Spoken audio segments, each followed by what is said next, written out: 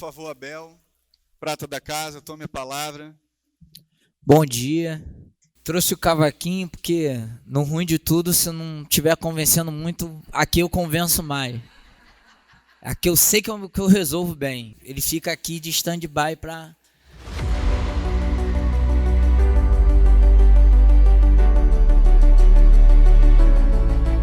Tem uma galera, um amigo meu que uma vez, numa situação dessa, ele falou assim, olha, eu convidei o Abel para vir aqui hoje falar com a gente, porque ele é um grande músico, mas tem uma outra coisa que ele poderia se dar muito bem profissionalmente, aí ganhar um dinheiro com isso, que era contar história. Pense numa pessoa boa, contadora de história. Aí eu falei, pô, vou começar a investir nesse mercado aí de contar as histórias enquanto está agradando, mas eu ainda não, deixa esse aqui, que ainda não estou tão afiado quanto o cavaco, né? Mal bem, isso aqui já me acompanha a minha vida toda aí. E as histórias a gente ainda tem que aprender muito sobre elas. E aí, não vou dizer que preparei exatamente uma fala, mas eu preparei algumas histórias em que o mote para elas assim, é uma palavra que me veio muito recorrente aí nos últimos tempos, que se chama epifania. Mas a gente vai chegar nela aí daqui a pouco com as histórias. Algumas, de algum jeito ou de outro, com os amigos que a gente está aqui, a gente já ou bateu papo pelos jardins aí, ou lá no Loucura, ou tomando um café. Outros vai ser uma primeira vez de ouvir, e hoje vai ser também a oportunidade da gente estender o assunto de onde paramos. Então vou começar de uma história que é a seguinte. Há alguns anos atrás, acho que uns 10 anos atrás, por conta do meu maravilhoso ofício aí, que eu mergulho muito, eu fiquei com o braço todo empenado.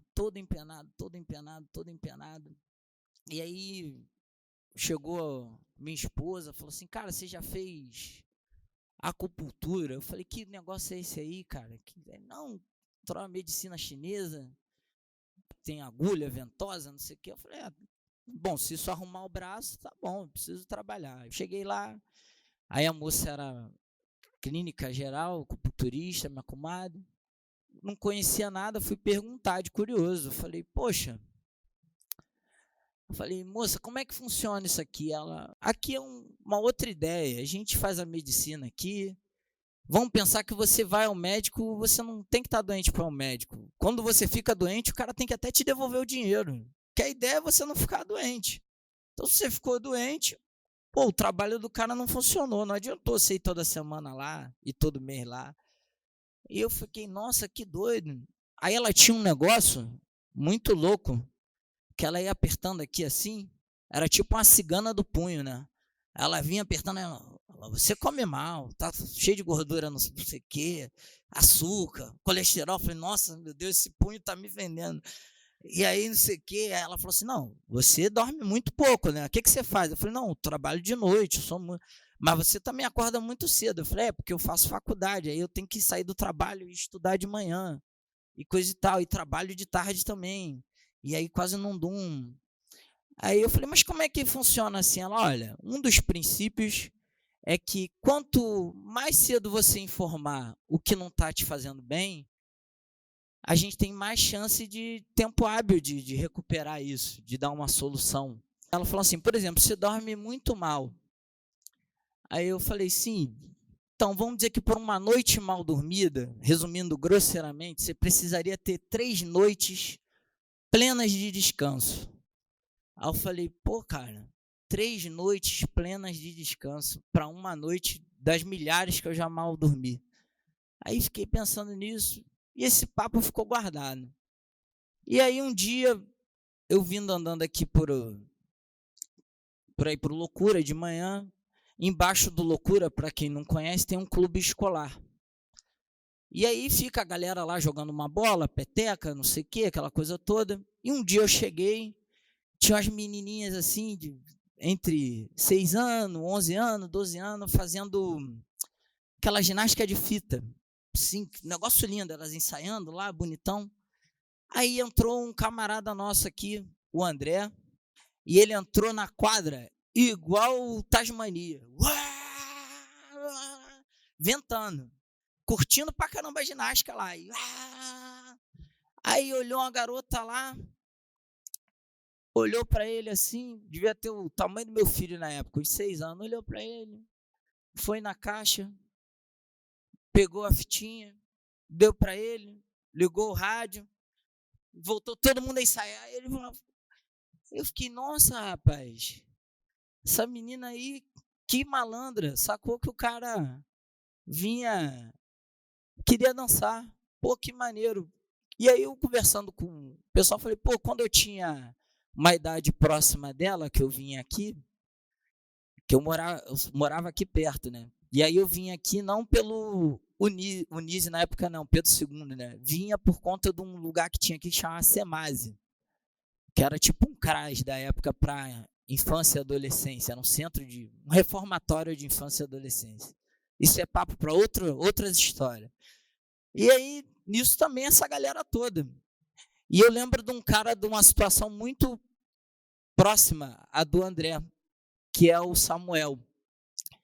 E aí eu fiquei lembrando disso que a moça me falou, que eu falei assim, poxa, cara, são pessoas que têm essa triste trajetória de terem passado por o pior tipo de lugar, com o pior tipo de violação psíquica, física, social, política, econômica. O cara foi desqualificado verbalmente, emocionalmente, de todos os tipos. Tipo, se a gente precisa de uma noite para recuperar uma noite mal dormida, 3 dias, o que é uma pessoa que passou num lugar desse 20 anos precisa? Que chance que a gente tem para dar para essas pessoas? Eu acho que estou falando isso porque às vezes a gente não consegue quantificar não só onde a gente está atuando, mas não consegue quantificar também, às vezes, o que a gente está acertando. E não só pelo que a gente faz no dia a dia, mas pelo mundo. Eu, quando estava aqui, que tinha meus 13, 11, 15 anos, essa faixa aí de adolescência, o mundo era outro. Há 20 anos atrás, 30 anos atrás. Então, não é uma questão de discutir o que era as crianças que a gente era, mas assim, o que aquele estado de coisas permitia a gente ser espontâneo.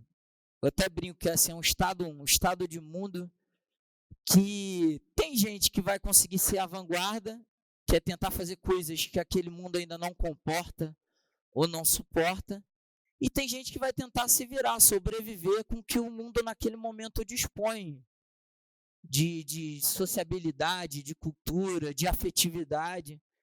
E na minha época que a gente estava aqui, a gente não sei se a gente teria condição de ter essa leitura que a menina teve, de entender que uma pessoa queria só uma fita para estar na quadra.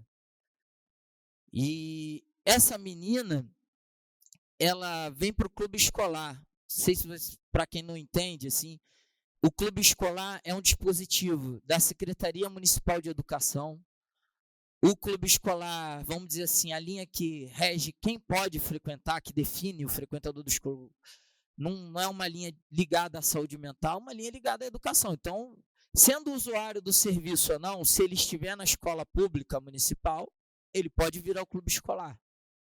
Ponto. E aí, essa menina, sim, seguramente, como eu, é vizinha, mora aqui no bairro, nas comunidades aqui em volta, não está numa discussão sobre gênero, não está numa discussão sobre raça, não está numa discussão sobre desigualdade, não está numa discussão sobre saúde mental, não está numa discussão sobre cultura, mas ela se sentiu muito à vontade e todas as colegas que também não chegaram falaram, não faça isso, não vá lá, aquela pessoa está rugindo, entrou aqui de qualquer jeito, sem pedir isso. Todos que estavam ali se sentiram muito à vontade com a decisão de uma criança, inclusive o professor e todo mundo mais, e lidaram todos muito bem com isso. Eu acho que, como a gente começou a mesa, né, não estamos vivendo o melhor momento. Assim, eu não acho que seja um momento que é para permanecer, para durar, mas esse momento que a gente está vivendo, às vezes, é o que a gente está vendo como um estado de coisas, eu ainda acredito que é uma reação a atitudes como essa. Crianças como essa, como meu filho, os colegas dele e outros, que se sentem muito à vontade para além de uma criança como eu fui, como outros foram. Eu, particularmente, na minha vida, assim, nessas épocas, vi coisas muito ruins, no sentido de como é que esse mundo operava com a diversidade, com a diferença, de você, de repente, ter um parente homossexual e essa pessoa ser excluída da sua família, um filho especial que não frequenta os aniversários, uma pessoa com AIDS, que também foi uma coisa nos anos 80, soro positivo. Na minha família, todo mundo, por mais precário que fosse, com coisa de dinheiro, de fome, de trabalho, de tudo, a gente sempre teve maneiras muito legais de lidar com isso. Isso nunca foi um problema para mim. Mas eu via como as pessoas ao meu redor lidavam com isso. E nada impediu de um médio e longo prazo de muita gente se rever também quanto a isso. Isso que não é só uma coisa individual, um conjunto de coisas. Eu acho que a gente, para além dessa conjuntura ruim macro-institucional, a gente tem uma coisa nesse médio e longo prazo, que é o SUS, que é a reforma, que é a cultura, que é a gente, que é a democracia, que é a própria abolição, que são coisas historicamente muito recentes, mas que respondem a um tempo muito grande de coisas de desumanidades e de violações, enfim. Que nessa proporção de 3-1, para um país, por exemplo, que foi o último a abolir a escravidão, infelizmente, às vezes 100 anos é muito pouco para reverter isso. Isso não quer dizer que a gente não está parado, isso não quer dizer que a gente não está trabalhando, e isso não quer dizer que a gente não está tendo vitórias e coisas positivas. Elas estão muito nesses fragmentos pequenos, que a correria do nosso trabalho na precariedade, do nosso trabalho na persistência, no acreditar no outro, no acreditar no que é possível, prova nesses dias a dia, nessas pequenas coisas, essas transformações. Que não é nem a gente, são coisas que acontecem em torno da gente, não é nem às vezes diretamente, são coisas como essa. Para encerrar, falando sobre o negócio da epifania, eu faço, entre as coisas aqui do Loucura, entre esses não tempos que a gente não tem para fazer nada, sou mestre em me ocupar com coisas para não ter tempo de fazer nada. Uma das minhas outras ocupações nas horas não vagas é dar aula voluntária na escola pública onde meu filho estuda. E lá eu coordeno um coral. E aí um belo dia, saindo ali da escola, ali por Vila Isabel, aí tive um dia muito legal, as crianças compuseram uma música, foi muito maneiro. Aí eu saí, aí tinha um monte de pai, mãe na porta, tio, sobrinho.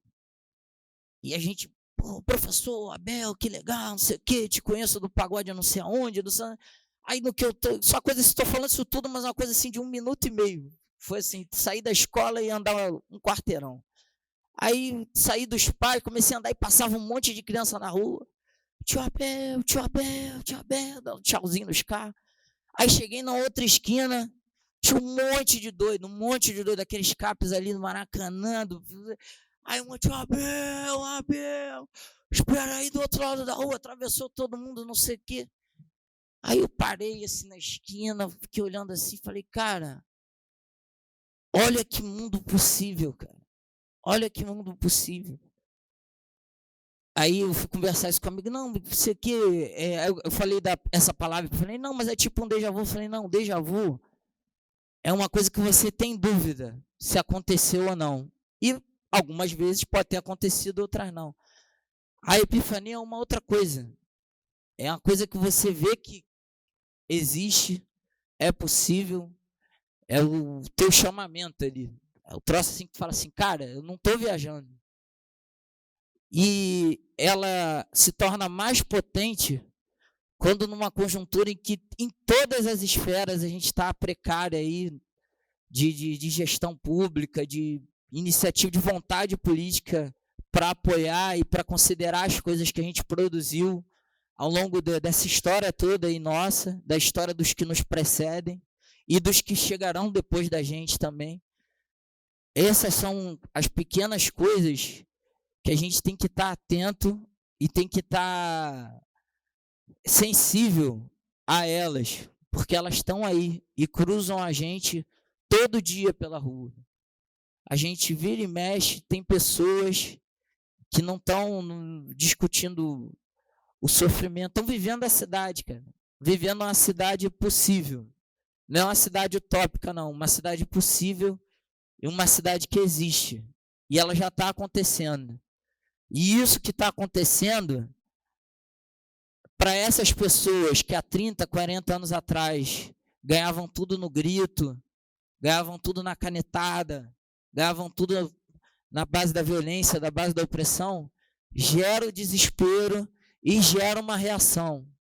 Essa reação violenta, essa reação conservadora, essa reação reacionária, nada mais é que uma reação frente a tudo que a gente conquistou e o que estamos vivendo. Então a gente não é para relaxar, não é para só ficar feliz, mas não é para deixar que esse tipo de reação seja maior do que a nossa conquista.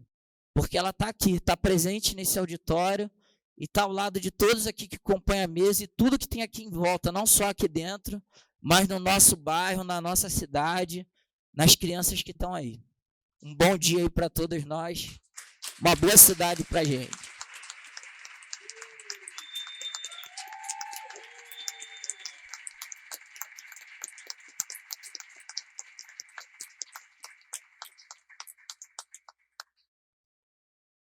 Grande músico, contador de histórias, já nos inspira logo cedo.